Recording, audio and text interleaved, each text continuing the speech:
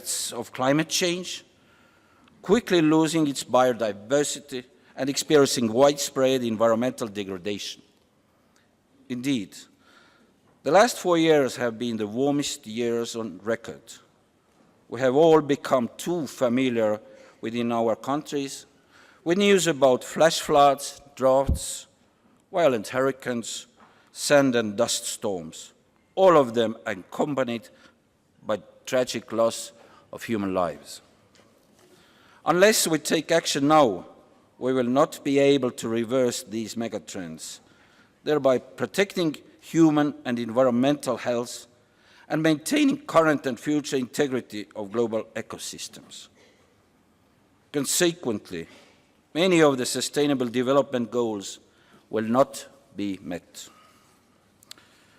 Dear colleagues, as President of the United Nations Environment Assembly, my vision is to scale up the efforts to overcome common environmental, including health-related challenges, in a balanced and integrated manner through identifying and developing innovative solutions. In the light of these challenges, there is an urgent need to take action on sustainable and efficient resource management, international environmental data and engagement of civil society, citizens, private sector and academia. 2 billion people worldwide lack access to solid waste collection services. 64 million people are directly affected by uncontrolled dumping and open burning at dump sites. 8 million tons of plastics enter the ocean every year. In the draft ministerial declaration, I am asking the Member States to define ambitious national targets for reducing waste generation, increasing the reuse of products and recycling of waste, and to significantly reduce single-use plastic products by 2030. The world needs openly accessible data, information, analysis, knowledge and science to better inform and guide what needs to be done to achieve sustainability across all environmental dimensions. With the ministerial declaration, I am asking UNEP to develop a global environmental data strategy by 2025, and the Member States to improve national environmental monitoring systems and technologies. Not only is data filling knowledge gaps, data can also be a source of economic benefits which cannot be left unnoticed. Finally, our efforts must benefit people. An outcome from this assembly must speak to each and every country and inspire citizens to become more aware of the challenges and solutions to the health of our planet and embark on more sustainable lifestyles. We need to find innovative solutions for environmental challenges through different approaches to sustainable consumption and production, inspiring nations, private sector players, and individuals. In conclusion, this Environment Assembly embodies the notion that challenges are best addressed and opportunities realized when the community of nations and citizens of the world join forces to promote economic prosperity, social equity, and environmental sustainability in a holistic manner. Friends, we have before us a heavy agenda with many important decisions to make. I urge all of us to engage positively and openly in the deliberations. Upon our shoulders lie immense responsibilities to move towards sustainable and resilient societies. I count on each and every one of you to ensure that our discussions over the next 5 days take place in a spirit of commitment, understanding, and common goal.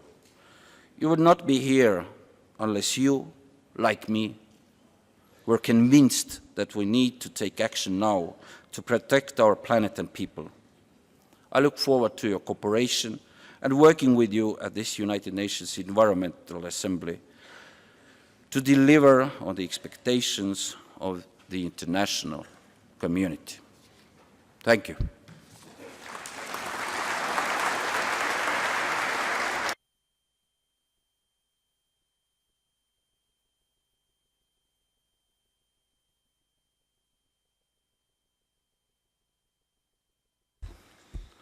I now invite you to turn your attention to Agenda Item 2, Adoption of the Agenda and Organization of Work. First, I would like to turn your attention to the Provisional Agenda for the 4th session of the Assembly, as contained in UNEP/EA 4/1/Rev1. May I invite the Assembly to adopt the Provisional Agenda as contained in UNEP/EA 4/1/Rev1? I see no objections. I declare the agenda adopted.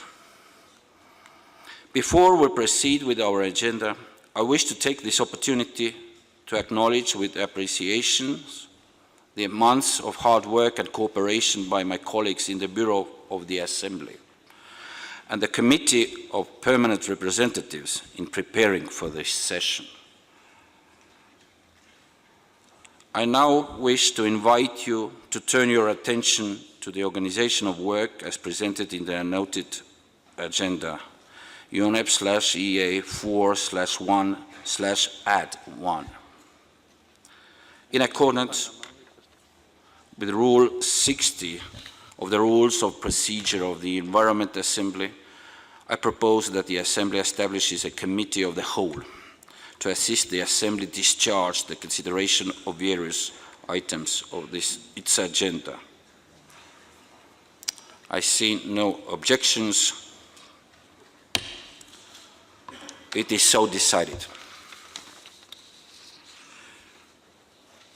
In accordance with Rule 62 of the Rules of Procedure, I would like to invite the Assembly to consider electing the Chair and Rapporteur for the recently established Committee of the Whole.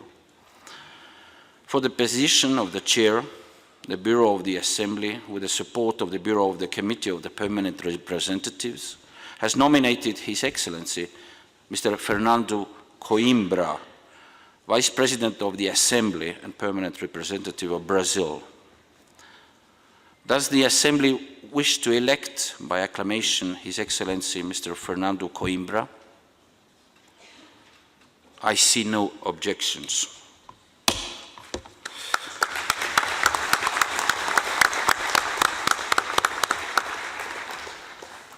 His Excellency Mr. Coimbra is duly elected as the Chair of the Committee of the Whole. For the position of the Rapporteur, the Bureau nominates Mr. Putera Partaba of Indonesia. Does the Assembly wish to elect by acclamation Mr. Partama?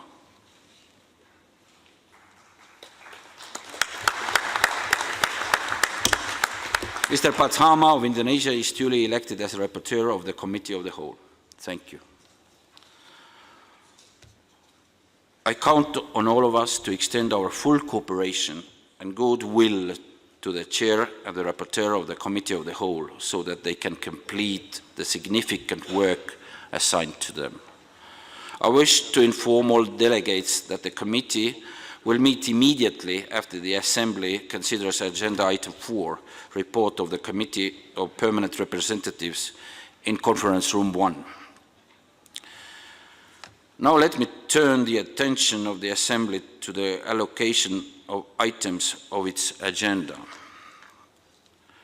I propose that the Assembly allocates the consideration of Agenda Item 5, International Environmental Policy and Governance Issues, and Agenda Item 10, Provisional Agenda and date of the 5th session of the Environment Assembly to the Committee of the Whole. The intention of this proposal is to allow the Committee to expeditiously prepare and finalize for the consideration by the Assembly of outstanding proposals. I see no objections. It is so decided. Excellencies and distinguished delegates, before we move to our next agenda items, I have the pleasure to invite Ms. Joyce Psuya, Acting Executive Director of UN Environment Programme, to deliver her remarks.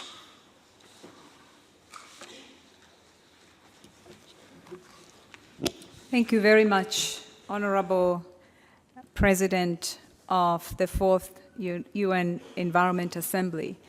Good morning, Excellencies, distinguished guests, colleagues, and partners. Let me first join Minister Kissler in expressing our deepest condolences to the victims and everyone affected by the tragedy of the Ethiopian Airlines crash. Honorable Minister Sim Kissler, Minister of Environment for Estonia and President of the Fourth UN Environment Assembly, my colleague Maimuna Mod Sharif, Acting Director General of UN Office in Nairobi and Executive Director of UN Habitat, the Honorable Minister of Environment of the Republic of Kenya, Honorable Mr. Keriako Tobiko, Excellencies, ladies and gentlemen.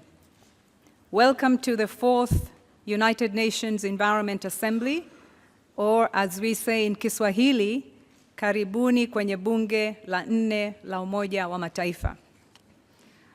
We are here today because we share a common sense of purpose. We can no longer delay taking action to protect people and planet.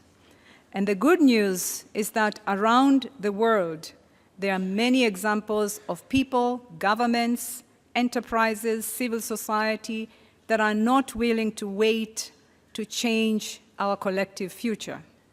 In Cameroon, for example, farmers use solar-powered dryers to dry cassava crop. This means they can store what they produce for longer and get a better price in the market. In the Philippines, a textile startup collects waste and transforms them into footwear and fashion accessories. Sri Lanka, affordable electric conversion kits aim to transform the iconic tuk-tuk. We are not starting from scratch. These innovations challenge the very basis on how we treat our planet. We can no longer grow now and clean up later. We have reached the planet's limits. Excellencies, ladies and gentlemen, it is clear that we need to transform the way we live, how we produce, and the choices we make. And we have the power to do so. We have grown at the expense of nature, and it is time to turn a 360-degree U-turn. We have compelling science that lays out the urgency with which we must act. Last year, the Intergovernmental Panel on Climate Change released a report saying that we must quickly and drastically reduce our climate warming emissions. A few weeks later, UN Environment's Emissions Gap Report concluded that in order to avoid a rise of more than 1.5 degrees centigrade in global temperatures, we need to step up climate action 5 times. So what could this transformation look like? 1, we need to move quickly to a low-carbon, green economy that by 2050 reduces fossil fuel by 80%. 2, it is time to be kinder to the environment in how we produce food, reducing the environmental impact of food production by 2/3. 3, we need to achieve a near-zero waste economy by 2050. Circularity must be the driving force for the future we want. This week, thousands of us are gathering here in Nairobi. Your commitment sends a strong signal to the world that we can achieve these ambitions. The presence of almost 100 ministers of the environment demonstrate the political will is not in short supply. Partnerships will be the glue that bind us together because a healthy planet depends on us all. Innovation will be the heartbeat of the transformation we want, and this cannot happen by itself. Policies and incentives to spur innovation and sustainable consumption and production must be backed up by efforts to build implementation capacity. And I'm so proud that we will have many civil society organizations, governments, social enterprises, and companies here at the Assembly who will be demonstrating the power of innovation in reducing poverty, powering business, addressing environmental challenges, and promote sustainable development. What is clear is that the appetite to change the way we live and consume does exist. UN Environment Program's #SolveDifferent campaign aims to inspire us to change the choices we make in our daily lives, and I'm excited to report that we have already recorded more than 2.7 million positive choices aiming to reduce the environmental costs of consumption and production models. More than 4,000 delegates from 170 countries will be at the Assembly this week. I challenge you all to join the global push and share your commitments using the #SolveDifferent hashtag. So, as we embark on a busy week ahead, I ask all of us to be open, to be optimistic, and be bold, and to focus on the end goal, which is to ensure that the collective well-being of all people on this planet. To close, in the words of the UN Secretary General, Antonio Guterres, and I quote him, "In this fast-changing world, standing still means falling farther behind," end of quote. So let's move ahead. Thank you very much. Asanteni sana.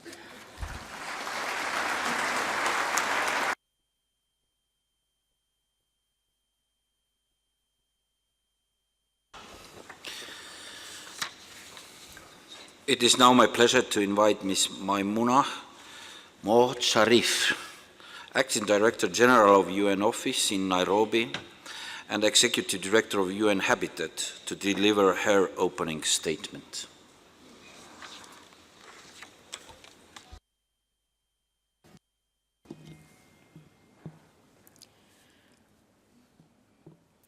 Your Excellency, Mr. Sim Kisler, President of the United Nations Environment Assembly and Minister of Environment of Estonia, Mr. Kyriako Tobiko, Cabinet Secretary for Environment and Forestry of the Republic of Kenya, Ms. Joyce M. Suya, Acting Executive Director of the United Nations Environment Programme, Excellencies, Ambassadors, High Commissioners, United Nations colleagues, friends, ladies and gentlemen. Assalamualaikum warahmatullahi wabarakatuh. A very good morning, habariya asubuhi. Before I share with you a few remarks, I wish to join the President of the UN Environment Assembly and the Acting Executive Director of UN Environment.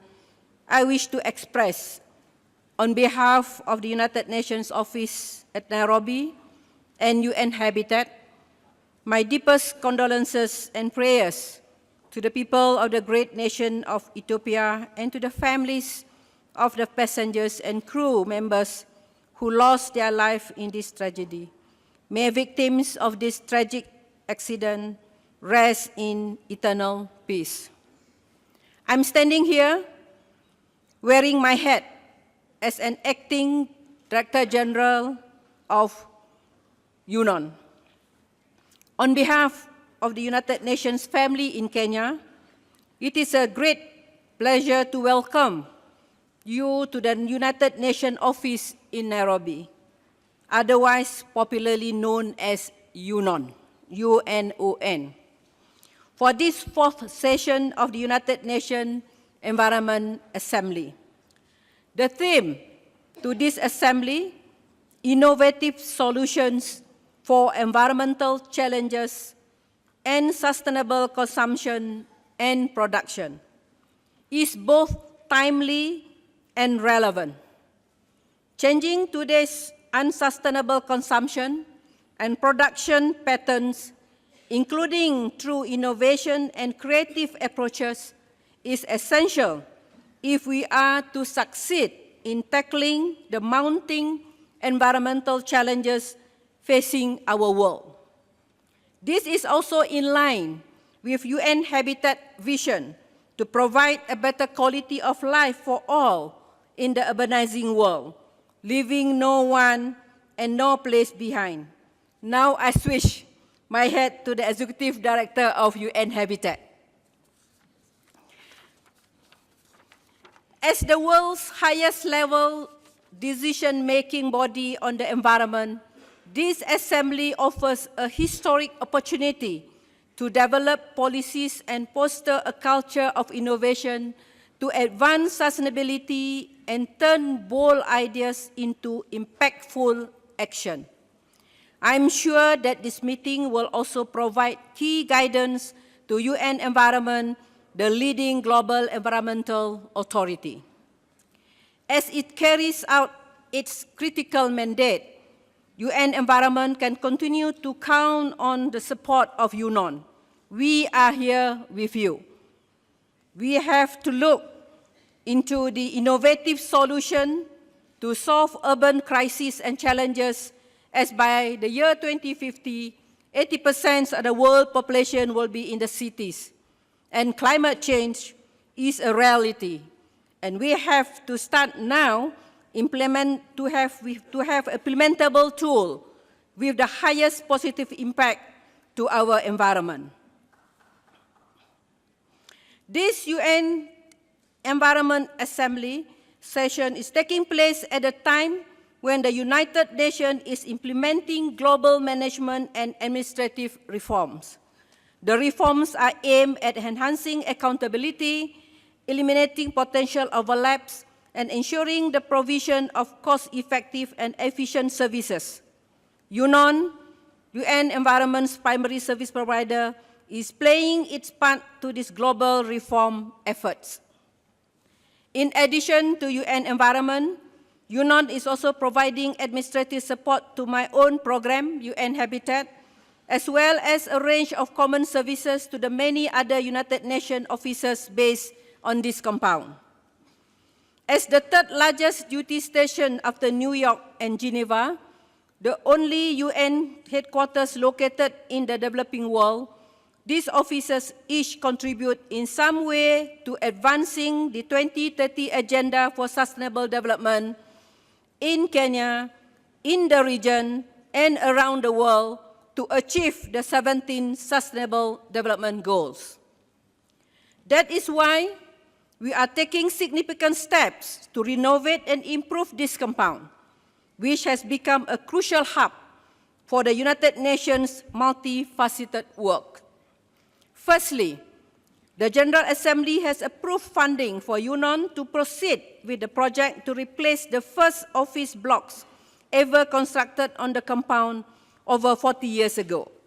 They originally served as a temporary office accommodation for the UN Environment Secretariat, and those building blocks A through J are reaching the end of their design life and need to be replaced. The project will build on a positive experience of the last major construction work undertaken on the compound, the new office facility, which now serves as the global headquarters of both UN Environment and UN Habitat. The project will ensure that new building is one of the most environmentally advanced in the region, with universally accessibility and with green building facilities.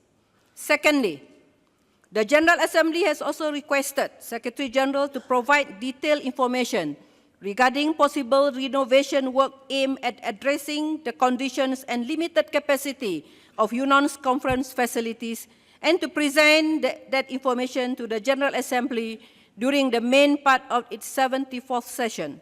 UNON is actively working on fulfilling that request.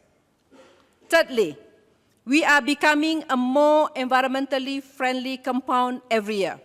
In 2018, for example, UNON launched a waste collection and sorting station, segregation at source, with a view to reducing landfill waste generated from this compound and increasing recycling. Last year, UNON also became the first UN headquarters in the world to eliminate the sale of single-use plastic at our cafeteria. And please, try our bicycle to get around UNON compound.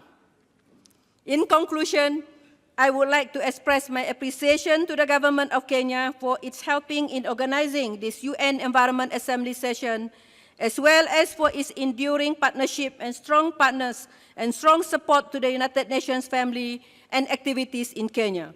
I wish you all the best in your deliberation this week, and I hope you will enjoy your stay on the UNON campus.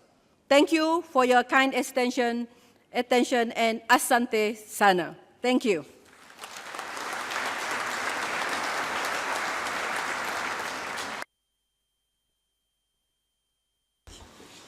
Thank you, Ms. Sharif, and through you, I wish to thank as well the UN office in Nairobi and UN Habitat who have supported the Assembly, including the provisions of security, conference services, facilities and logistics that have made this Assembly possible. Thank you.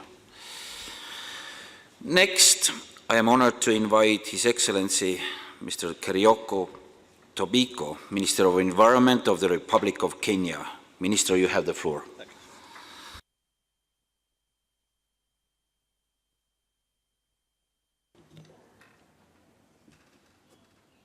Thank you very much.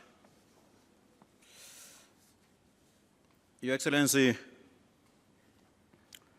Sim Kisla, the Minister of Environment of the Republic of Estonia and the President of this Assembly, my sister Joyce Nzuya, the Acting Executive Director, UNEP,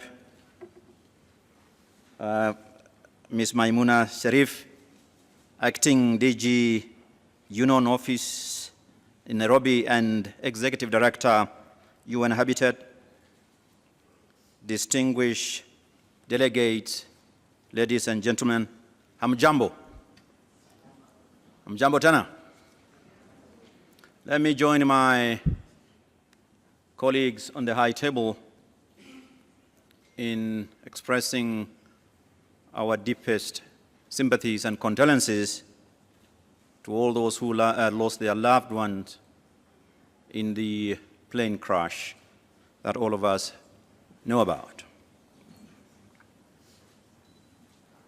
Let me also, on my own behalf, on behalf of my Ministry of Environment, and also on behalf of the government of Kenya, welcome you all to this beautiful country of ours.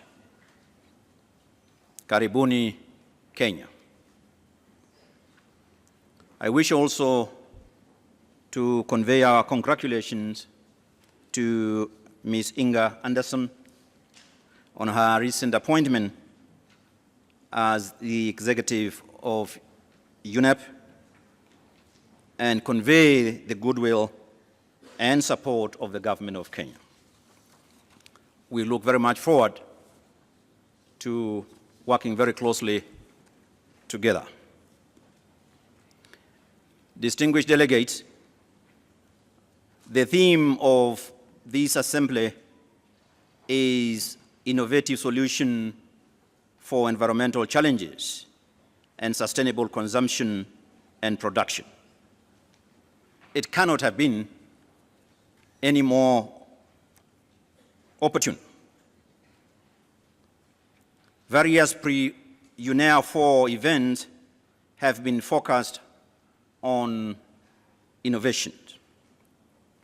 Innovation is urgently needed for the world to move towards sustainable production and consumption in line with SDG number 12.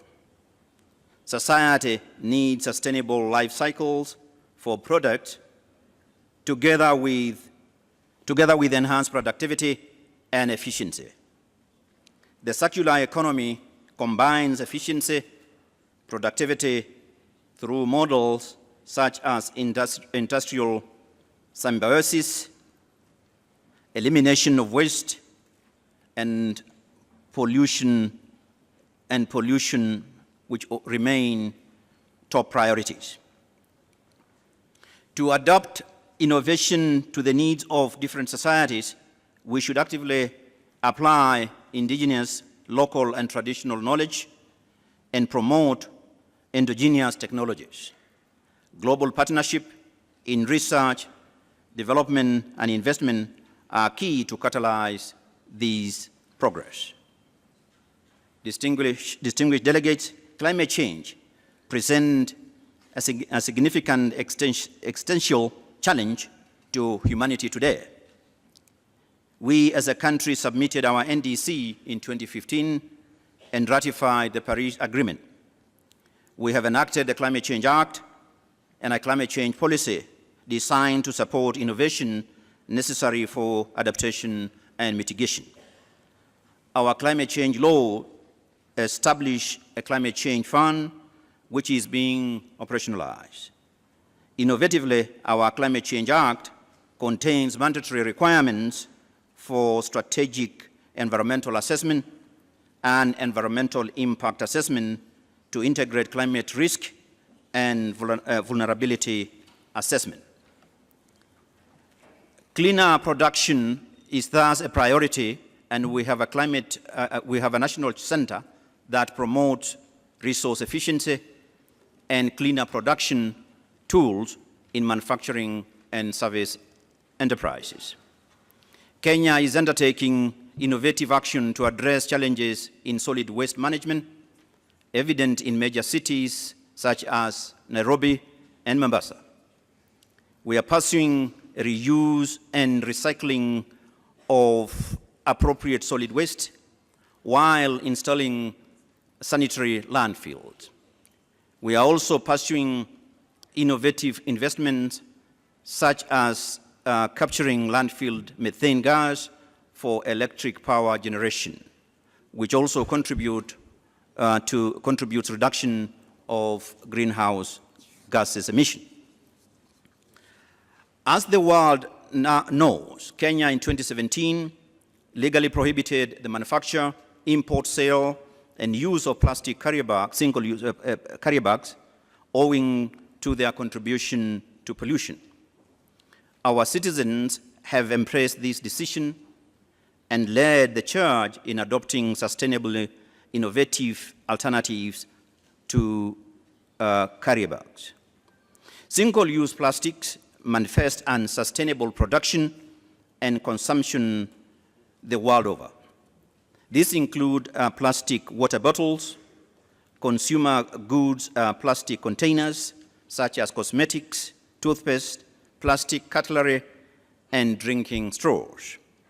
More action is being taken in Kenya with the aim of progressively reducing this category of single-use plastics.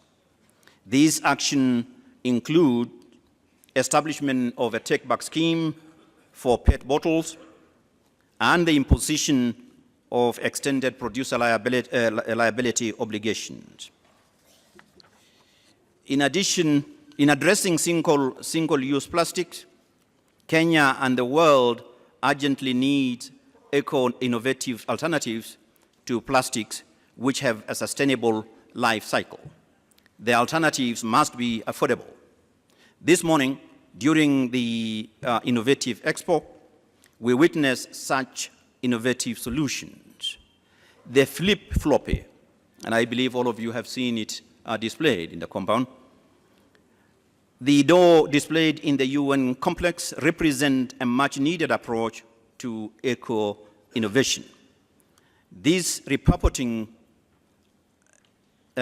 repurposing approach, for instance, extend the life cycle of conventional plastics, even as we look for sustainable plastic feedstock going forward. Making the flip-floppy involve the use of 10 tons of plastic waste and 30,000 repurposed flip-flops, which could have become waste. Efforts such as these are instrumental in raising public awareness and consciousness on the dangers posed by plastics, sustainable consumption, and the need for better waste disposal system. The public can then lead the global charge towards the needed change. Equally, action is required to halt and reverse marine plastic pollution that is choking marine life. Public procurement often comprises a significant proportion of economic activities in nations across the world. It is therefore a unique pathway through which sustainable production and consumption can be entrenched.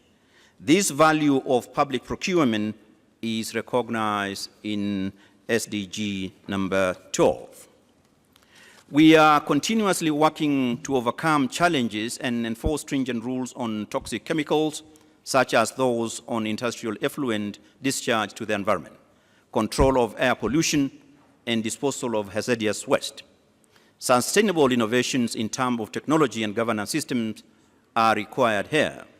We need innovation to protect biodiversity, stop land degradation, and protect sensitive rangeland ecosystems that support pastoralists. Distinguished delegates, Kenya's economic development plan is now focused on 4 priorities, the big 4, namely food and nutrition security, affordable housing, manufacturing, and universal healthcare for economic growth. These are intended to enhance productivity and trigger entrepreneurship and investment. They will require a dedicated focus on sustainable production and consumption. On our national education system has been revised to integrate climate change, environmental and water education up to the end of secondary school. This will serve our younger generations through the youth and school-age children through the passing on new values for innovation and productivity that respects the environment. Distinguished delegates, the human rights to a healthy environment is central to the theme of UNEA 4. It combines the right to life and the duty to protect the environment. It also includes a fundamental responsibility to ensure the economic activities protect the environment and human life. Kenya fully accepts the importance of this right, which is enshrined in our constitution. I think Kenya has the unique constitution that recognizes a healthy and secure environment as a fundamental human right. Our efforts to fulfill the obligation are ongoing, but still facing challenges. I urge this assembly to consider how a human right to a healthy environment can ensure innovative solutions truly result in sustainable production and consumption. Let us ensure that innovative solutions represent the business unusual model, including technology, business processes, education, and training systems, as well as regulatory environment. It is my humble hope that key decisions from this assembly will reflect this approach. I wish all delegates fruitful deliberations and an enjoyable time in our capital city.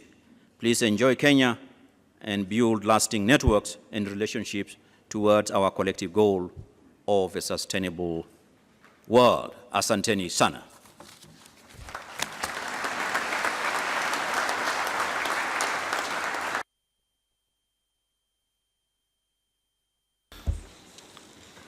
Thank you, Mr. Topiko. Your presence here demonstrates the high political importance that Kenya, as our host, has for the Environment Assembly. And I trust that under your leadership, Kenya continues to deliver on its environmental goals, and I wish to express our gratitude for the role you play as the host of the Assembly. Thank you.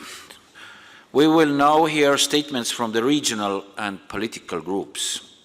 And ladies and gentlemen, given the time constraint, I urge the representatives speaking on behalf of these groups to please limit your statements to 5 minutes. The first on my list is the European Union and its member states.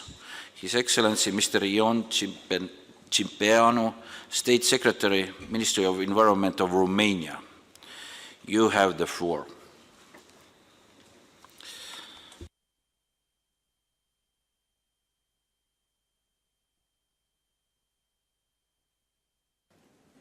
Mr. President, Excellencies, distinguished colleagues, I have the honor to deliver this statement on behalf of the European Union and its member states. Also, Bosnia and Herzegovina, Montenegro, Serbia, and Ukraine aligned themselves with this statement. We are saddened by the tragic circumstances that affect this meeting. We express our deepest condolences for those who lost their lives in yesterday's tragic event, and our thoughts and prayers are with their families, friends, and colleagues. Many of them were on their way to this meeting wanting to make a difference and adding their voices to our call for urgent action in the face of today's pressing environmental challenges. Their absence increases our responsibility to make this meeting a success. This session of the United Nations Environment Assembly represents our opportunity to boost the political will and efforts in order to solve the sustainability crisis and move towards establishing the reference values for a sustainable use of our natural resources. We would like to congratulate the UNEA President and the Acting Executive Director of the United Nations Environment Programme for their contributions on preparing this fourth session on the Assembly and assure them that the EU will work constructively to enable this Assembly to live up to its mandate, providing global environment leadership to work on innovative solutions to address environmental challenges and sustainable consumption and production. We appreciate the draft document and we support the UNEA President in his efforts to preserve a level of ambition that meets the urgent needs to address specific areas. In that light, we would like to continue consultations with Member States to work towards an ambitious outcome that recognizes, among others, the urgency underlined by the best available science to enhance ambition to address climate change and effectively address plastics. We welcome the very constructive consultations of the fourth open-ended Committee of Permanent Representatives. Looking at the results of the OECPR, we will work constructively during this week's negotiations at UNEA 4 to reach agreement on many, if not all, of resolutions in our efforts to build a better future. To get there, we still face a number of challenges. The climate and biodiversity crisis we face make it essential and urgent to step up to global action against all forms of deforestation and to give UNEP the mandate to contribute with its expertise. We would also like to emphasize the interlinkages between sustainable consumption and production, resource management, and the elements of our environment, climate, air, biodiversity, water, and land use. The European Union and its member states recognize the imperative to place sustainable resource management in the center of our relevant policies. We also wish to voice our strong support for the resolution on women and the environment, which promotes gender equality and the human rights and empowerment of all women and girls in environmental governance. We wish to facilitate environment ministers' discussions on natural resource use towards a safe operating space. We invite all ministers and head of delegations to a breakfast on Friday, 15th March 2019 at 8 a.m.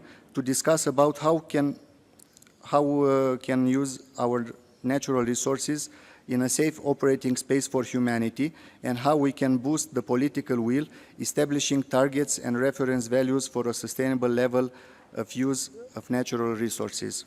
We believe that the Sustainable Development Goals, the Paris Agreement, and other multilateral environmental agreement objectives cannot be achieved without the sustainable management and use of natural resources through greater resource efficiency and by moving towards a circular economy.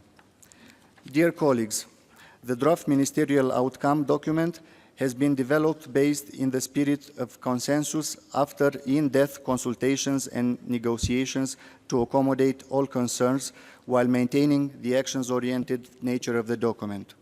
We hope that the further work during this week may allow us to make further improvements to an outcome document that provides valuable guidance for all member states and stakeholders on innovative solutions for environmental challenges and sustainable consumption and production.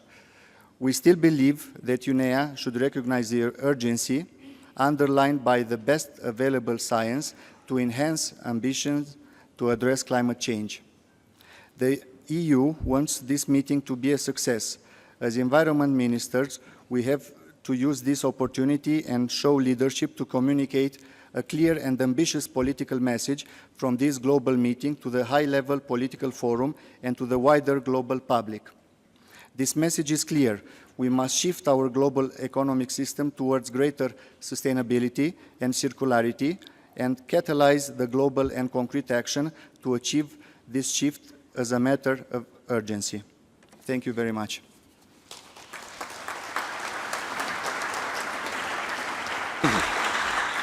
Thank you. I will now open the floor to the representative of African states, His Excellency Professor Fekadu Beyene Aleka, Minister of Environment of Ethiopia. Mr. President, Excellencies, Acting Executive Delegate Director, Chair of the Committee of Permanent Representatives, Ambassadors, High Commissioners, distinguished delegates, ladies and gentlemen. It's my honor to deliver this statement on behalf of the African Group. First, allow me to pay tribute to Her Excellency, Mr. Sim Valmar Kessler, Minister of Environment of Estonia and President of the United Nations Environment Assembly, for your outstanding leadership. Allow me also to appreciate the Bureau of the Committee of Permanent Representatives under the leadership of Her Excellency, Ms. Francisca Ashtine Odunton, High Commissioner, Permanent Representative of Ghana, for the remarkable work undertaken during the intersessional period in the preparation of the fourth open-ended meeting of the Committee of Permanent Representatives and the fourth session of the United Nations Environment Assembly. Your leadership and engagement has been instrumental, and the African Group wishes you to assure you of its readiness to positively engage and support you and your Bureau during the coming days. Mr. President, in preparation for this assembly, some of our colleagues from the Africa Group were involved in a serious road accident and are currently recovering in hospital. We all wish them a quick recovery. I was in Addis Ababa, Bole International Airport, on my way to Nairobi when I heard about the tragic accident that killed all 157 people aboard an Ethiopian airline flight ET-302 that crashed soon after takeoff Sunday morning from Addis Ababa. The plane en route to Addis Ababa to Nairobi was also carrying participants to our assembly. On behalf of the African Group and the government of Ethiopia, I would like to express our deepest condolences to the victims and their relatives. May their soul rest in eternal peace. Mr. President, the Africa Group wishes to acknowledge the numerous environmental challenges that impact society, economy, and environment, including food insecurity, environmental displacement, migration, poverty, energy insecurity, loss of biodiversity, and pollution, among others. UNIAFOR therefore convenes at a time of great relevance, especially in terms of the ongoing international efforts towards addressing the mounting environmental challenges and achieving sustainable development. The importance of the environment and this assembly is aptly demonstrated by the large number of resolutions that will be tabled for consideration during this week. Mr. President, on the theme of the Fourth Assembly, innovative solutions for environmental challenge and sustainable consumption and production, the group wish to recall with appreciation the role played by African member states with the support of other member states and regional groups to formulate, conceptualize, and champion the highlight of this theme, innovative solutions, during the 16th ordinary session of the Africa Ministerial Conference on the Environment, AMISEN, held in Gabon in June 2017, and further promoted during the 7th special session of AMISEN held in September 2018 in Nairobi. Innovative solutions are much sought after business unusual approaches and creative ways aimed at addressing environmental challenges, promoting sustainable production and consumption, and accelerating sustainable development. The Africa Group believes that now is the time for national governments, the environmental community, the international community, private sector, and civil society to implement innovative approaches. It is a clear responsibility for us all to make sure that this paradigm shift to innovative solutions for growth and development will continue far into the future.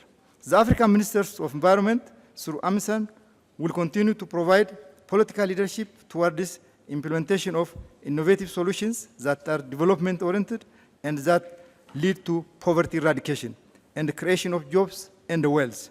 We are convinced that there is the capacity, the know-how, and the wisdom to ensure that the environment can step up to serve people, economies, and the planet alike. Mr. President, we should bear in mind that poverty eradication remains a priority not only for Africa, but also for the whole world. Therefore, innovative solutions that do not support poverty eradication cannot power the much-needed transformation required by the people of Africa for the sustainable development of the continent. It is worth noting that without eradicating poverty, we will not be able to achieve the sustainable development goals. The Africa Group wishes to underscore that to achieve the objectives of the resolution to be adopted at this assembly, effective means of implementation will be required, without which we will still need doing things business as usual. Further, we should like to call for a balanced implementation of and reporting on all the resolutions adopted by the Assembly. It is in this regard that we welcome efforts that will lead to the adoption of the resolution on implementation and the follow-up of Assembly resolutions and decisions that has been sponsored by the African Group. Mr. President, the Africa Group reaffirms the importance of concluding the work of UNIAFOR with an outcome document in the form of a concise political declaration negotiated by member states and adopted by consensus based on the current theme. We believe that a negotiated outcome document provides the ministers with an opportunity to express themselves authoritatively in influencing the global environmental agenda. I wish once again, on behalf of the African Group, to express our unequivocal support toward this cooperating with member states, regional groups, and your team in ensuring a successful UNIAFOR. We also take this opportunity to welcome Ms. Ingrid Anderson, the Executive Director Designate of UNEP, and the incoming bureaus of the Assembly and the Committee of Permanent Representatives, and assure them of the group's full support. I thank you for your attention.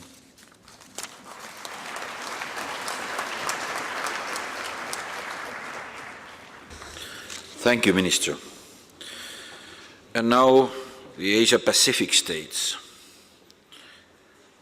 His Excellency, Mr. Saleh bin Sulaiman Al Harthi, Ambassador and Permanent Representative of Sultanate of Oman. You now have the floor. Thank you. السلام عليكم ورحمة الله وبركاته. معالي سيم كسلر وزير البيئة بجمهورية استونيا رئيس الجمعية البيئية الرابعة، معالي وزير البيئة في جمهورية كينيا، سعادة جويس مسويا المديرة التنفيذية بالوكالة ليونيب، سعادة ميمونة محمد المديرة العامة للأمم المتحدة بالوكالة نيروبي. أيها الحضور الكريم، السلام عليكم ورحمة الله وبركاته. أولاً أود أن أتقدم باسم المجموعة وبالنيابة عن نفسي بأحر التعازي لأهالي ضحايا الطائرة المنكوبة. أيها السيدات والسادة، يشرفني أن أقدم هذا البيان بالإنابة عن مجموعة آسيا الباسيفيك.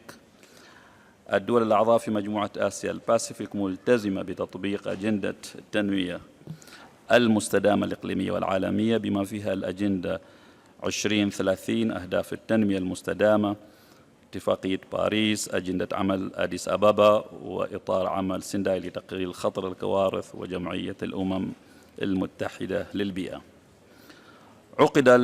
عقد المنتدى الثالث لوزراء وسلطات البيئة لآسيا الباسيفيك بنجاح من 23 ل 25 يناير 2019 في سنغافورة، وتم تنظيم المنتدى بالاشتراك من قبل وزارة البيئة وموارد المياه لسنغافورة والأمم المتحدة للبيئة. ناقش المنتدى الوزاري القضايا المتعلقة بالدورة الرابعة للجمعية البيئية بما فيها الإنتاج والاستهلاك المستدام، مسودة القرارات ومسودة الإعلان الوزاري. وقد ساهمت نتائج المنتدى في العملية التحضيرية للدورة الرابعة للأمم المتحدة للبيئة.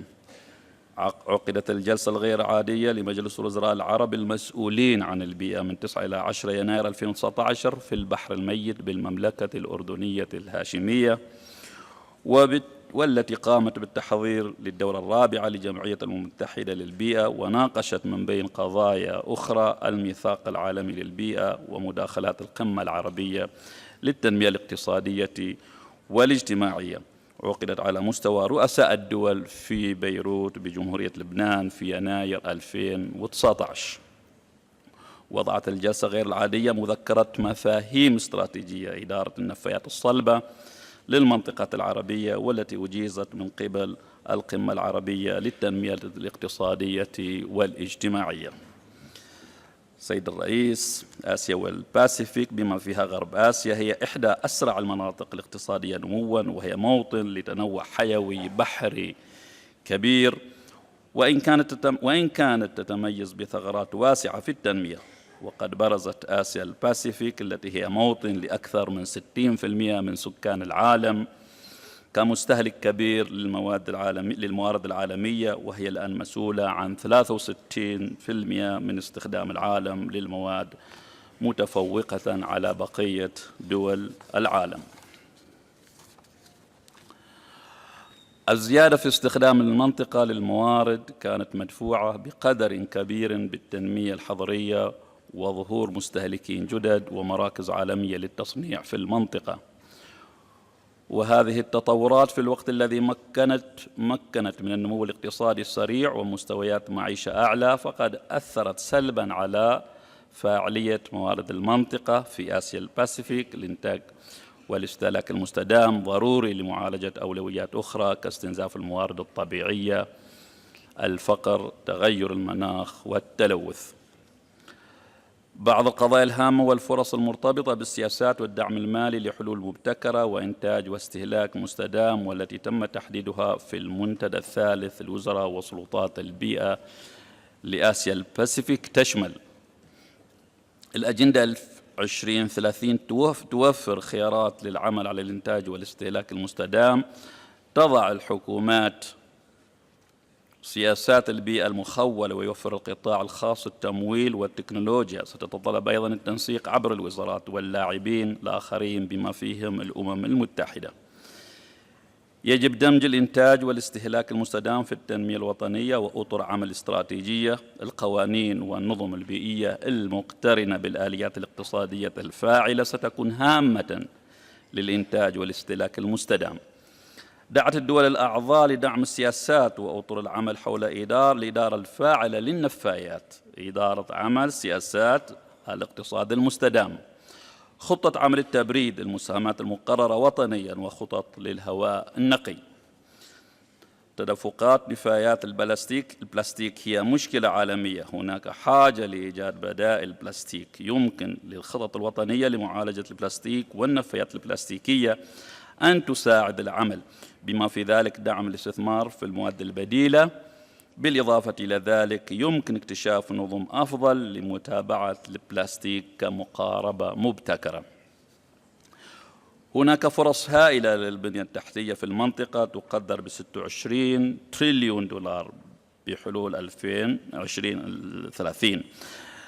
نحتاج لأن نضمن أن هذا الاستثمار لن يغلق في نمو غير مستدام. يمكن للخطط الوطنية للتمويل المستدام أن تكون هامة لدعم التنمية المستدامة.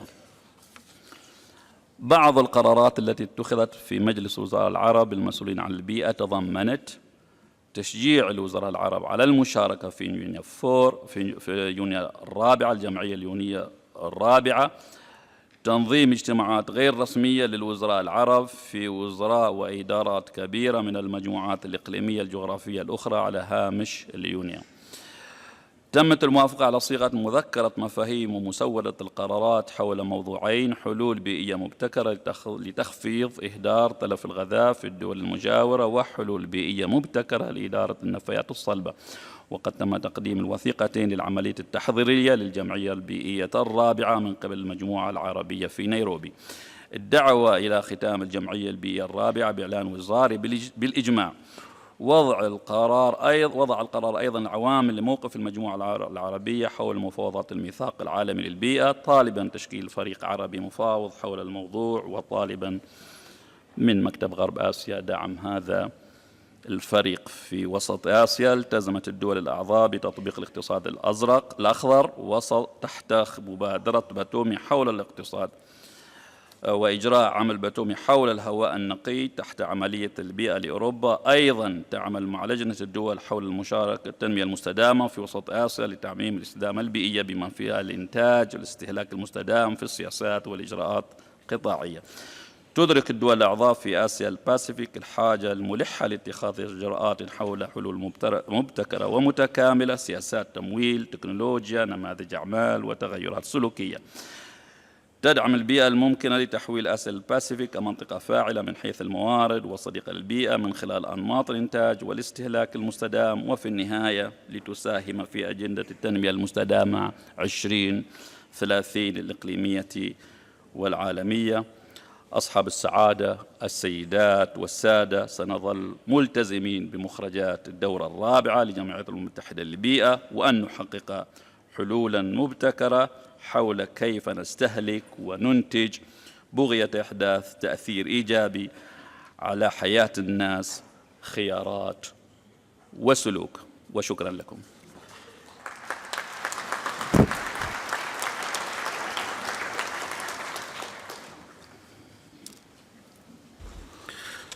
Thank you.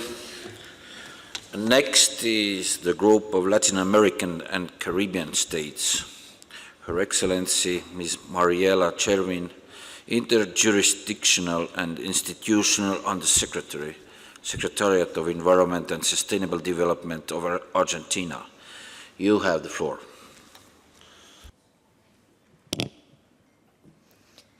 Señor Presidente, autoridades del Programa de Naciones Unidas para el Medio Ambiente, distinguidos delegados, señoras y señores, en nombre de los ministros de Ambiente de la región y de las delegaciones participantes en la 21ª reunión del Foro de Ministros de Medio Ambiente de América Latina y el Caribe, que tuvo lugar entre el 9 y el 12 de octubre de 2018 en Buenos Aires, Argentina, me permito realizar el siguiente pronunciamiento. En primer lugar, expresamos nuestras condolencias para las víctimas, los familiares y los compañeros de trabajo del siniestro acaecido en el día de ayer. Nuestros pensamientos están con ellos. Reiteramos nuestro compromiso de avanzar hacia la efectiva implementación de la Agenda 2030 para el Desarrollo Sostenible, la cual constituye el marco de acción referencial por excelencia para cualquier política pública ambiental. Valoramos el enfoque escogido por la Asamblea de las Naciones Unidas para el Medio Ambiente en su cuarta sesión, soluciones innovadoras para los problemas ambientales y el consumo y la producción sostenibles. La transversalidad de este enfoque sugiere buscar sinergias para alcanzar la concreción de la totalidad de los objetivos de desarrollo sostenible y nos recuerda el valor de los recursos naturales en un mundo con una población creciente y una situación ambiental frágil. Reafirmamos nuestra voluntad de continuar cumpliendo e implementando la Resolución 5 sobre inversión en soluciones ambientales innovadoras para acelerar la aplicación de los Objetivos de Desarrollo Sostenible, adoptada en el marco de la Tercera Asamblea de las Naciones Unidas para el Medio Ambiente. Sostenemos que las soluciones innovadoras deben explorar estrategias de gestión eficiente en el uso de los recursos, sustentadas mediante políticas públicas adecuadas, tecnologías limpias, investigación científica, educación, cooperación internacional y financiamiento hacia zonas y poblaciones más necesitadas. Consideramos que la perspectiva de género, la definición y documentación de indicadores ambientales, el desarrollo de sistemas adecuados de información ambiental y acceso a información actualizada son variables clave en el diseño de políticas públicas ambientales. Estamos convencidos que no habrá soluciones asequibles sin un diálogo constructivo que permita lograr consensos. Los países de la región de América Latina y el Caribe hemos sido testigos de ellos durante nuestro último foro de ministros de Medio Ambiente, donde hemos alcanzado 4 decisiones que procuran plasmar acciones concretas y medibles. En este sentido, hemos acordado decisión sobre químicos, basura marina y gestión de desechos, en la cual se adopta el Plan de Acción para la Cooperación Regional en la Gestión de Productos Químicos y Desechos 2019-2020. Se resuelve incrementar los esfuerzos para desarrollar planes nacionales y regionales para reducir la basura marina. Se decide fortalecer los mecanismos de coordinación regionales existentes, tales como los centros regionales de los convenios de Basilea y Estocolmo, y se acuerda fortalecer la gestión integral de los residuos sólidos para desarrollar una hoja de ruta para el cierre de los basurales. La decisión sobre cambio climático, destinada a la elaboración de estrategias de desarrollo bajo en emisiones, promover la formulación de políticas públicas en materia de innovación, tecnologías limpias y transporte y movilidad urbana sostenibles y fortalecer la cooperación regional en el marco de la Plataforma Regional de Cooperación sobre Cambio Climático. La decisión sobre consumo y producción sostenibles, desacoplando el crecimiento económico del uso de recursos y del impacto ambiental, en la cual, entre otros compromisos, se decide el diseño de políticas que favorezcan la transición hacia patrones de consumo y producción sostenibles y focalizar la cooperación y acciones conjuntas en temas como ciudades sostenibles, negocios innovadores y sostenibles, ecoetiquetado y otros sellos para acelerar la eficiencia y el uso sostenible de los recursos y estilos de vida más sostenibles. La decisión sobre soluciones innovadoras para potenciar los beneficios de la biodiversidad y los ecosistemas, en cuyo marco los países de la región se comprometieron a acelerar la implementación del Plan Estratégico para la Diversidad Biológica 2011-2020 y sus metas de Aichi, avanzar en un marco de implementación para el Convenio sobre Diversidad Biológica posterior al 2020, acciones conjuntas para la lucha contra el tráfico ilegal de vida silvestre, gestión de humedales, restauración de ecosistemas degradados, gestión efectiva de las áreas protegidas y alianzas que involucren a pueblos indígenas y comunidades locales. Por otra parte, queremos celebrar que la próxima COP25 de cambio climático se celebre en Chile y la pre-COP en Costa Rica, confirmando así el compromiso de la región de Latinoamérica y el Caribe con la acción climática y los esfuerzos globales por la reducción de gases de efecto invernadero y la respuesta ante el cambio climático. Asimismo, no quisiéramos dejar pasar esta oportunidad para destacar los esfuerzos de los países de la región para adoptar el 4 de marzo de 2018 nuestro primer acuerdo vinculante en materia ambiental sobre acceso a la información, la participación pública y el acceso a la justicia en asuntos ambientales, conocido como Acuerdo de Escazú.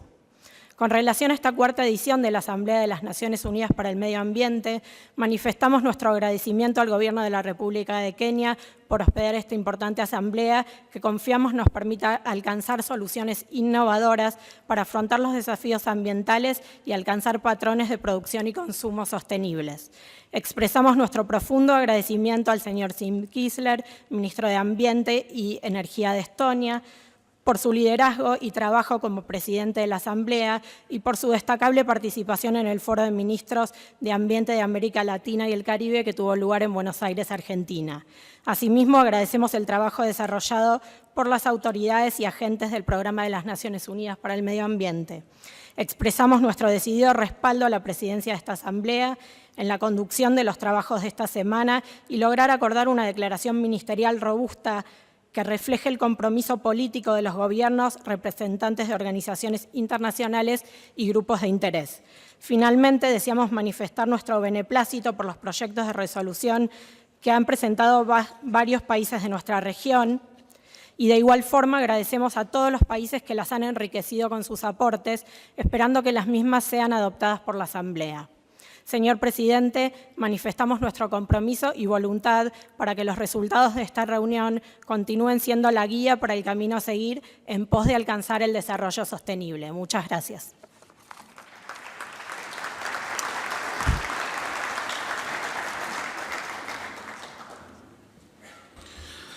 Thank you.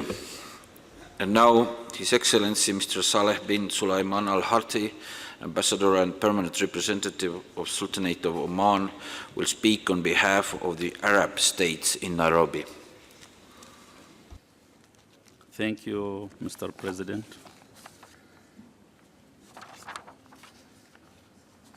معالي سيم كيسلر وزير البيئة بجمهورية إستونيا، رئيس الجمعية البيئية الرابعة، معالي وزير البيئة في جمهورية كينيا سعادة جويس مسويا، المديرة التنفيذية بالوكالة للأمم المتحدة للبيئة، سعادة ميمونة محمد المديرة العامة للأمم المتحدة بنيروبي، أيها الحضور الكريم، السلام عليكم ورحمة الله وبركاته. أود أولاً في البداية بالإصالة عن نفسي وبالإنابة عن المجموعة العربية أن أتقدم بخالص التعازي لأهالي الطائرة الأثيوبية، سائلاً المولى عز وجل أن يتولاهم برحمته. أيها السيدات والسادة، يسرني بداية أن أتوجه بالتحية والتقدير إلى السيد سيم كيسلر رئيس الدورة الرابعة لجمعية الأمم المتحدة للبيئة على جهوده المقدرة في الإعداد لأعمال هذه الدورة، كما أتوجه بخالص التقدير للسيدة جويس مسويا المديرة التنفيذية المكلفة بالتهنئة موصولة إلى السيد إنجر أندرسون على توليها منصب المدير التنفيذي، متمني لها النجاح والتوفيق في مهمتها. وأؤكد على حرصنا في المجموعة العربية على بذل كل ما من شأنه مساعدتها في تحقيق أهداف برنامج الأمم المتحدة للبيئة. إن الدول العربية قد ظلت تولي قضايا البيئة أولوية خاصة من أجل مواجهة التحديات المتعاظمة التي تواجهها منطقتنا بسبب التلوث وتدهور البيئة ومخاطر التغير المناخي، خاصة النزاعات المسلحة وما يترتب عليها من تداعيات اقتصادية واجتماعية وإنسانية بسبب اللجوء ونزوح السكان من مناطقهم، لازالت تشكل تحديات خطيرة للبنية فوق ما تشكله من مخاطر على الأمن والاستقرار، مما يتطلب توافر الجهود الدولية والإقليمية لنزع فتيل الأزمات وتوفير الدعم والموارد المالية للتصدي لمعالجة آثارها الخطيرة وإعادة بناء ما دمرته النزاعات المسلحة. السيد الرئيس، إن أمام الدورة الرابعة لجمعية الأمم المتحدة مهام جسيمة تستوجب تكثيف الجهود من أجل تنفيذ مخرجاتها لمواجهة التحديات الماثلة، وإننا في المجموعة العربية نؤكد على حرصنا واهتمامنا بتحقيق هذه الأهداف والعمل يداً واحدة مع كافة الدول والمنظمات الإقليمية والدولية لهذا الغرض. وفي الختام أجدد الشكر والتقدير والتهنئة والتمنيات بالنجاح للجميع والتوفيق لأعمال الدورة الرابعة لجمعية الأمم المتحدة للبيئة، وشكرا جزيلا على إصغائكم.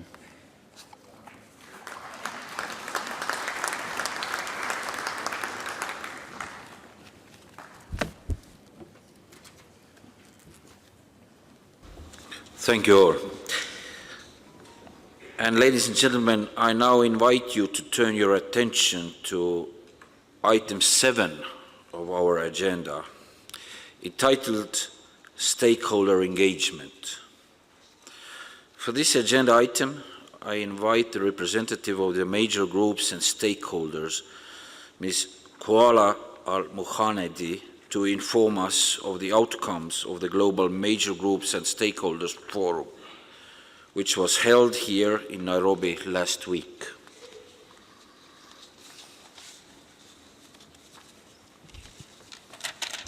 Thank you, Chair. بسم الله الرحمن الرحيم. السلام عليكم ورحمة الله وبركاته.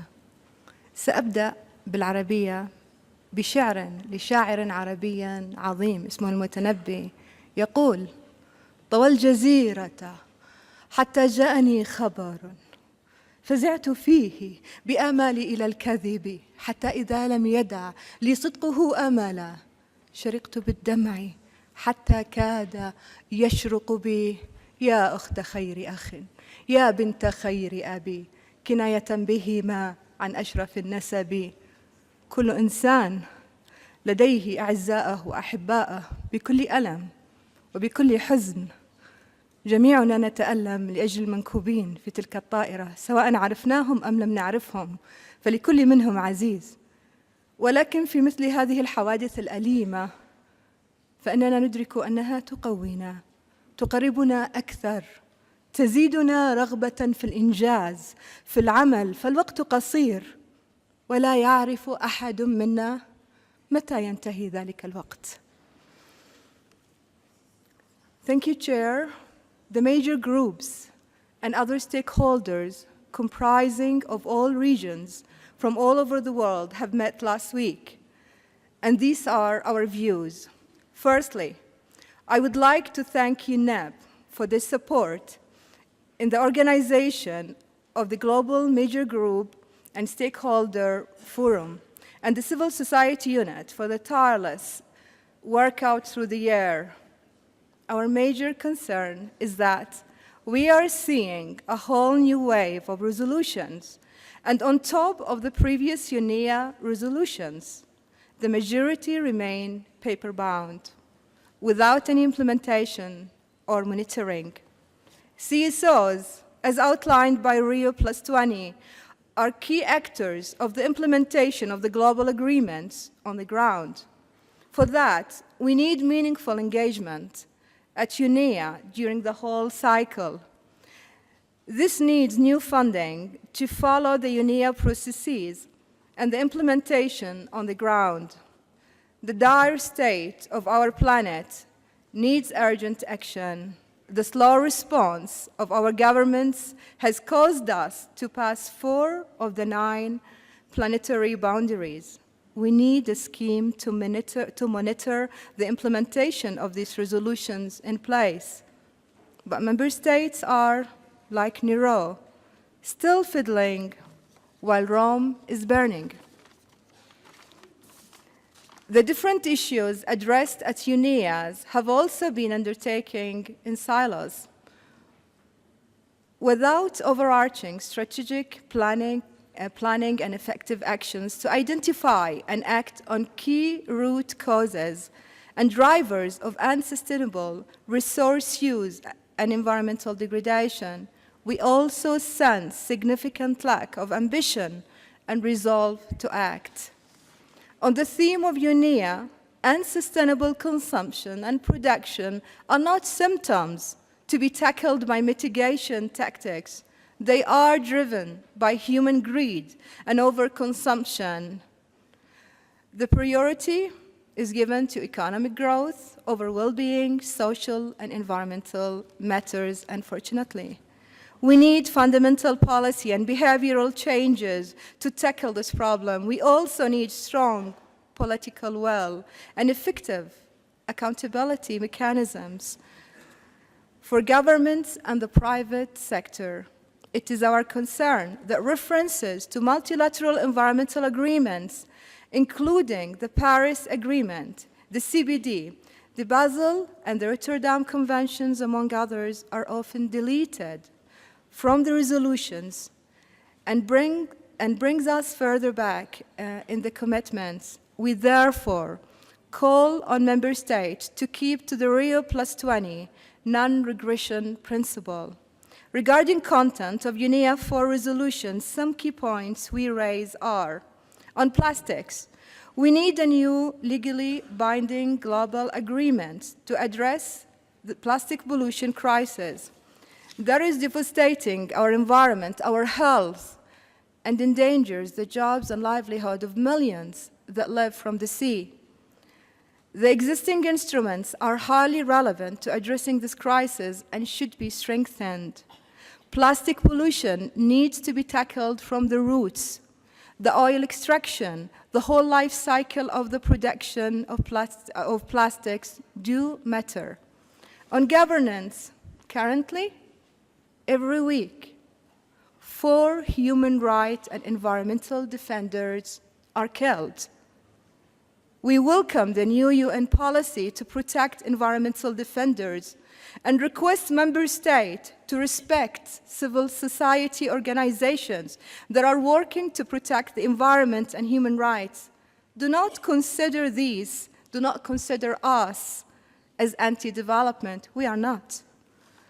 On gender, we caution against the weakening and even possible deletion of the first ever resolution on women and environment at UNEP, and request some of the member states negotiating this resolution to understand that promoting gender equality is not a new issue and has been already agreed in the SDGs 2015, CSW 2016, Beijing Platform for Action 1995, and even the CEDAW in 1976.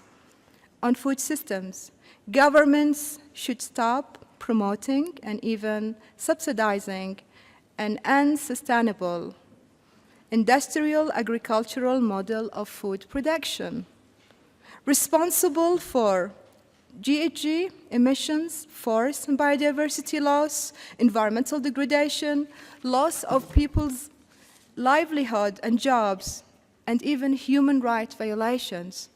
Support for scale food producers and traditional sustainable agricultural practices should be the priority, along with dietary change.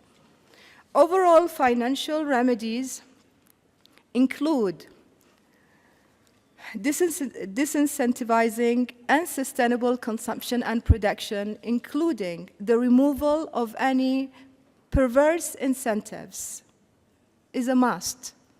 A serious divestment toward a true transition to ecological and sustainable and production and practices is urgently needed. Actually, it is needed now. As our colleague from the youth major group say, we need a change, and we need it now. Thank you for the opportunity to give this joint statement on behalf of the major groups and stakeholders. Thank you, everybody.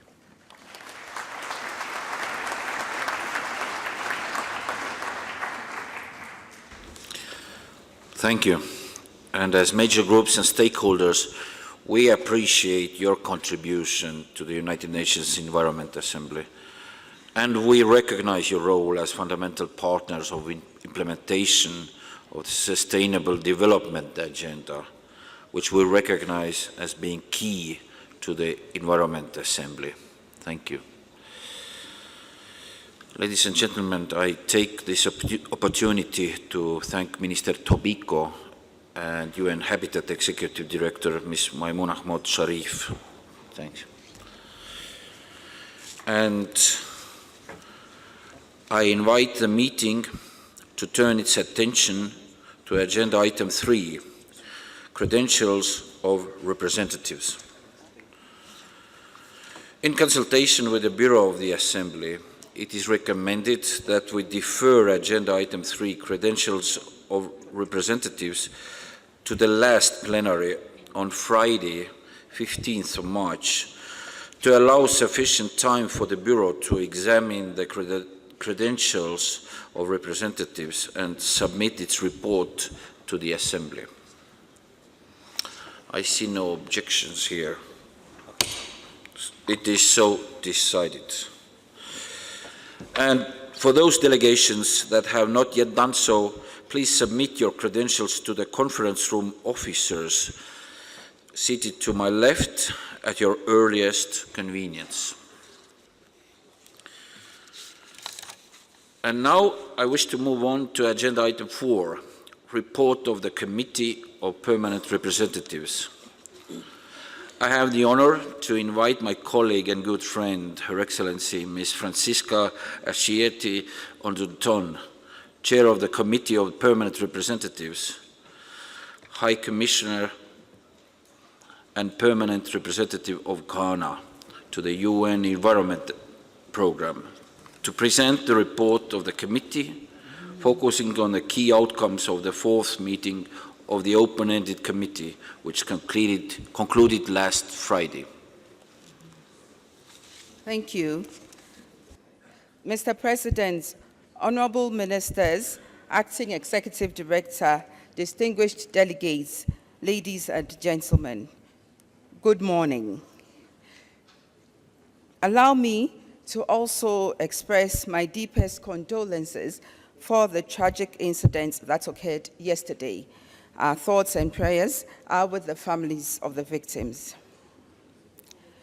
I have the great pleasure to report on the outcomes of the fourth meeting of the Open-Ended Committee of the Permanent Representatives held from 4th to 8th March 2019. The content of this report is reflected in writing in the Chair's summary of the fourth meeting of the Open-Ended Committee of Permanent Representatives and is available on the meeting website. First of all, it is my great pleasure to announce that the committee endorsed the draft ministerial declaration of the 2019 UN Environment Assembly as circulated on 8th March 2019 without prejudice to the rights of member states to make further adjustments and improvements during the fourth session of the UN Environment Assembly. Secondly, under agenda items 5 to 7 of the meeting agenda, the committee considered and took note of all official reports of the Executive Director to the fourth session of the UN Environment Assembly, as well as several information documents for the Assembly. Finally, the committee considered a record number of resolutions submitted from member states, 36 resolutions and 3 draft decisions. The large number of submitted resolutions is a very strong indication that member states care about the environment and that they consider the fourth session of the UN Environment Assembly as a crucial platform to take important decisions that address emerging issues and effective policy measures that improve our common environment.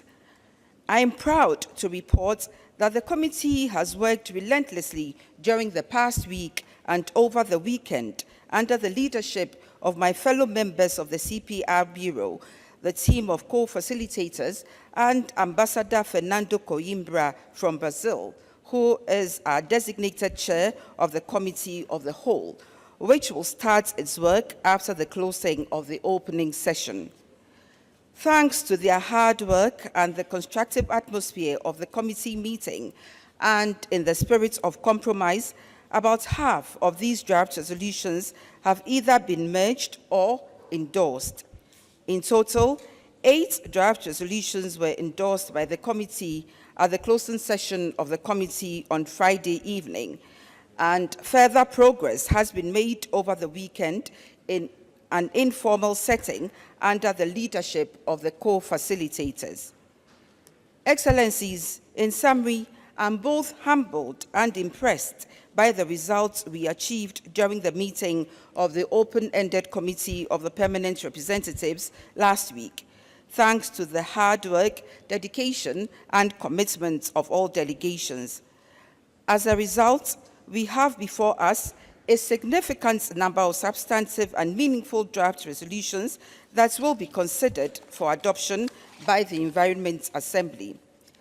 Let me also express my profound gratitude to the Secretariat, who has so ably supported us through this challenging but fruitful week of negotiations, including providing expertise, logistics support, meeting rooms, legal advice, and screen editors. Before I conclude, I wish to express my sincere gratitude to the former chair of the Committee of Permanent Representatives, His Excellency Mr. John Moretti, former High Commissioner and Permanent Representative of Botswana, who led the committee until June 2018. I thank him for the transparency, camaraderie, and diligent leadership. With that said, I hereby formally submit the summary of the chair of the Open-Ended Committee of Permanent Representatives to the plenary of the 4th session of the UN Environment Assembly. But before I take my seat, let me quote the great African author Chinua Achebe, and I quote, "Every generation must recognize and embrace the task it is peculiarly designed by history and by providence to perform. I believe ours is to save the environment by finding innovative solutions to environmental challenges and sustainable consumption and production." I thank you for your attention. Asante Nisana.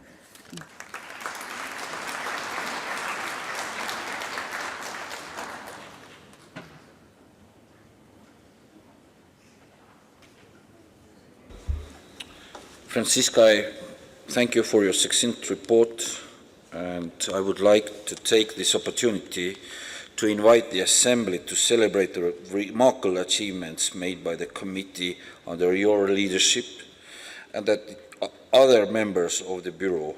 Her Excellency Ms. Tondo from the United States of America, Her Excellency Ms. Taylor Jay from Colombia, His Excellency Mr. Karstetsky from Poland, and His Excellency Mr. Yong-han from the Republic of Korea. Thank you.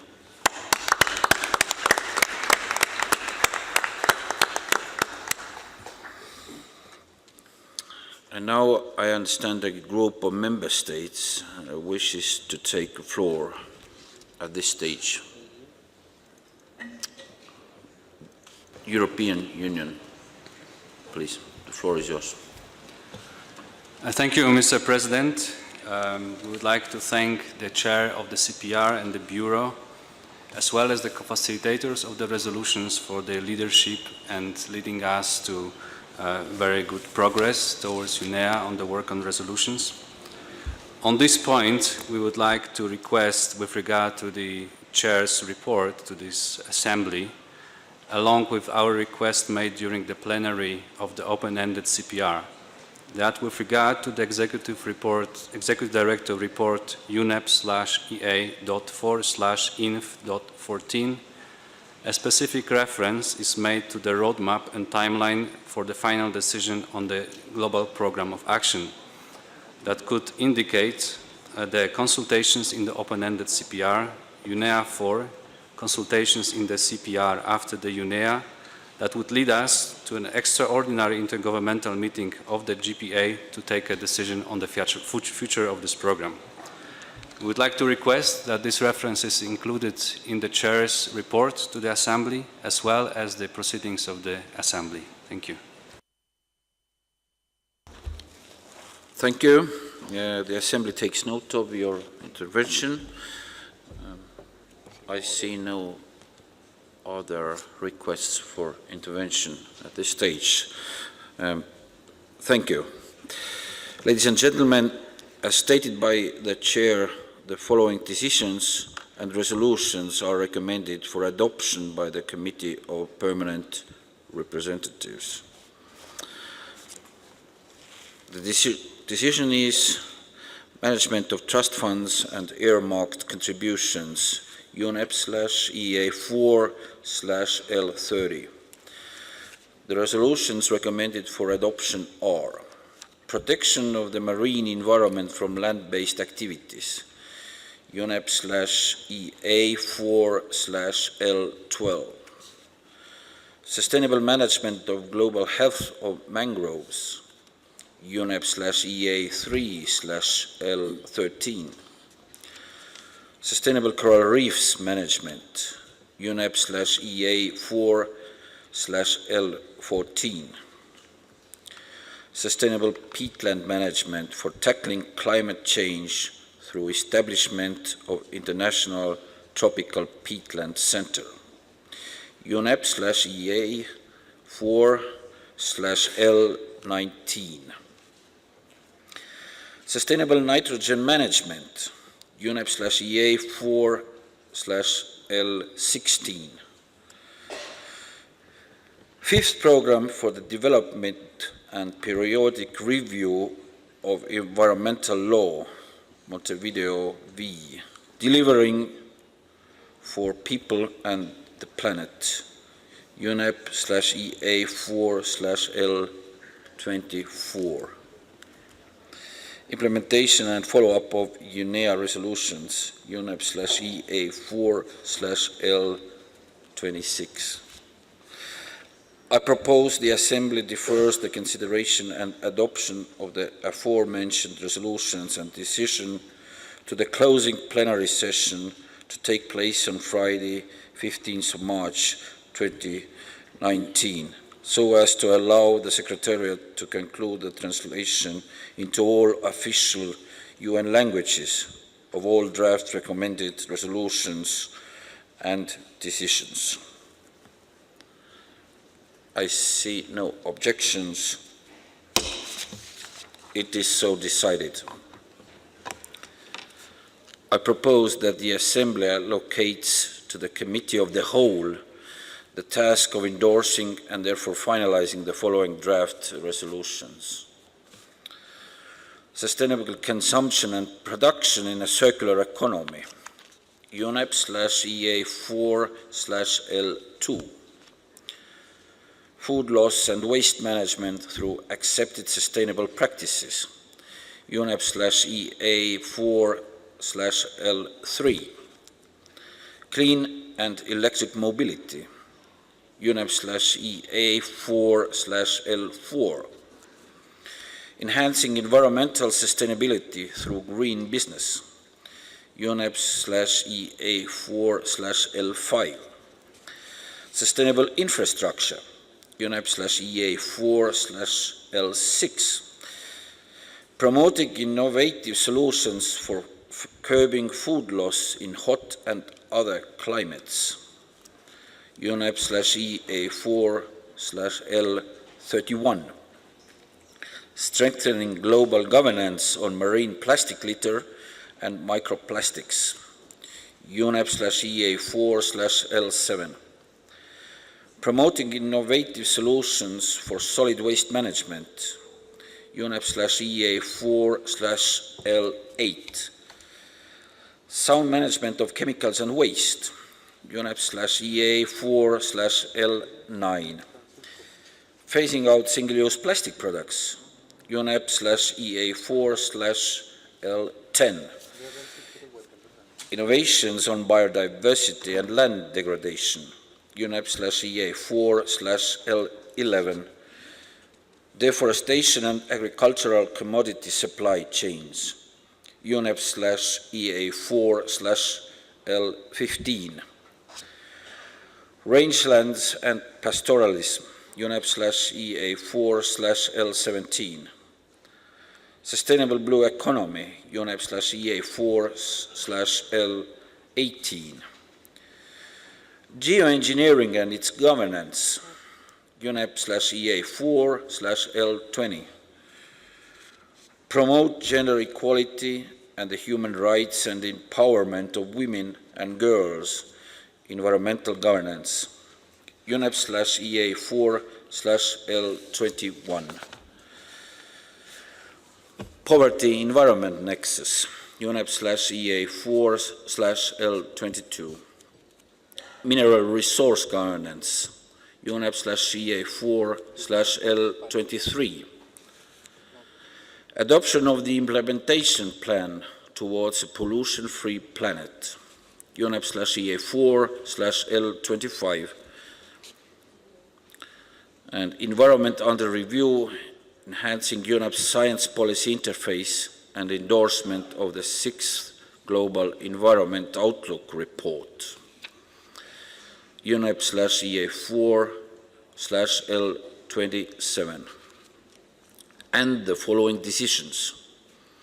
Proposed Programme of Work and Budget for 2020-2021, UNEP/EA4/L28, and the Provisional Agenda, date and venue of the 5th session of the United Nations Environment Assembly, UNEP/EA4/L29.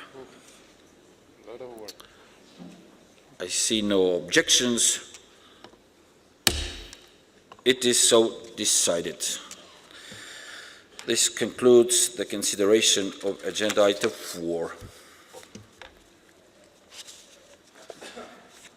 And dear colleagues, before closing this meeting, I wish to refer to the Basel Convention on the transboundary movement of hazardous wastes and their disposal, which this year marks the 30th anniversary of its adoption.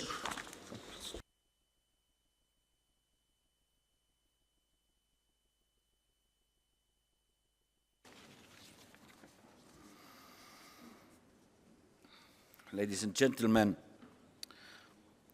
the tightening of environmental regulations is in industrialized countries in the 80s, followed by a dramatic rise in hazardous waste disposal, led to an increase in exports of hazardous wastes, some of which were dumped at sea and mostly in developing countries.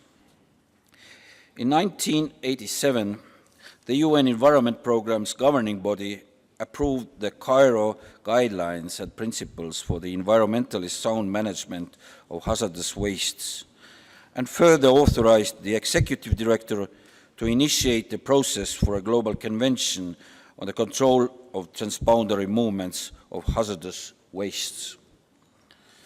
After a process of intense and difficult negotiations, the Basel Convention on the control of transboundary movements of hazardous wastes and their disposal was adopted unanimously by the 116 states participating in the diplomatic conference held on the 22nd of March in 1989 in Basel, Switzerland.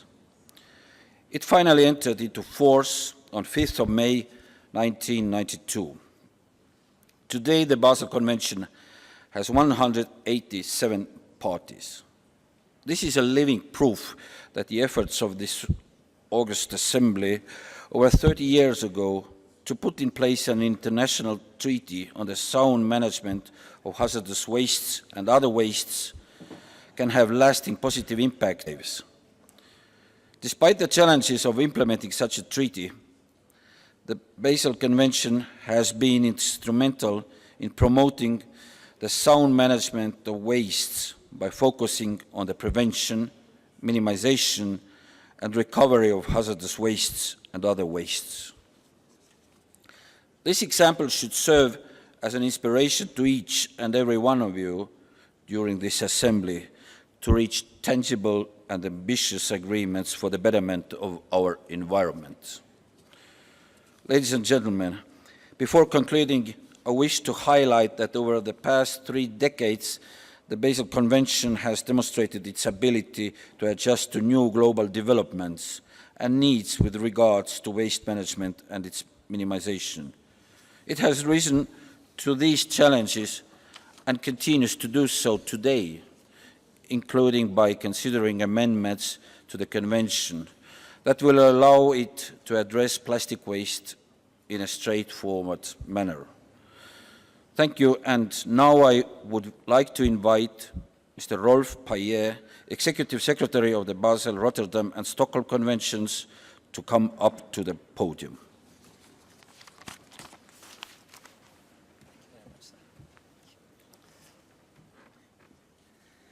President, delegates, Madam Acting Executive Director, friends of the Basel Convention, good morning. Thank you, Mr. President, for inviting me to join you at the podium on this very special occasion today.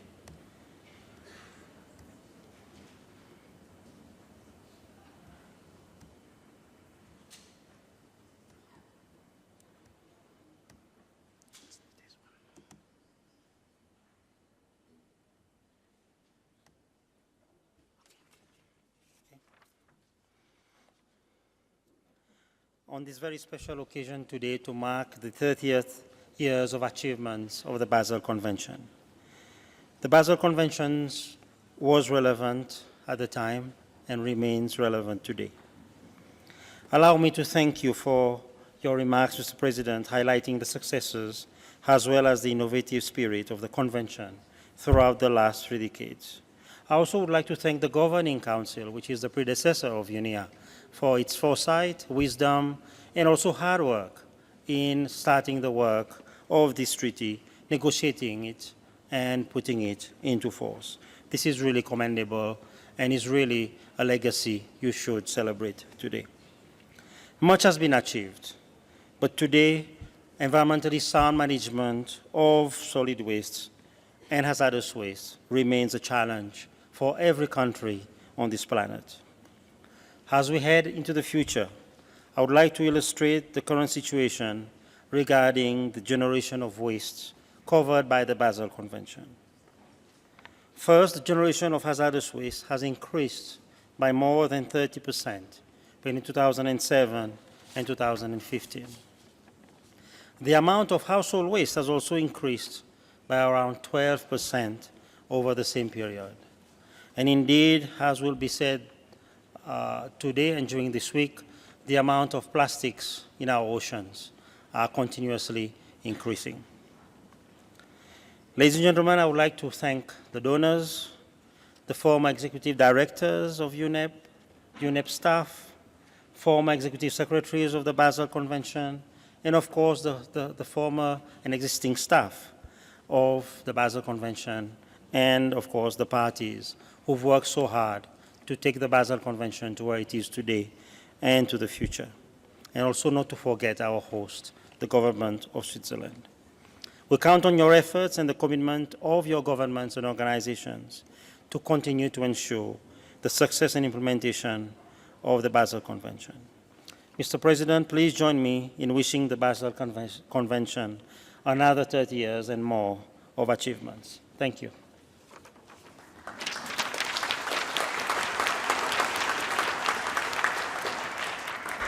Thank you, Mr. Paya. Your Excellency, before adjourning this meeting, I wish to invite interested delegates to join the Committee of the Whole, which will commence right now in Conference Room 2, here. Furthermore, I wish to inform you that upon the finalization of its work, the Committee of the Whole will report back to the Assembly by Wednesday, the 16th of March. Sorry, the 12th of March. There was a mistake here. By the 12th of March. That's mine, that's on me, that's on me. It's our common mistake. I now declare this plenary adjourned, and the Assembly will reconvene tomorrow at 3 p.m. to consider statements pertaining to Agenda Item 9. This meeting is adjourned.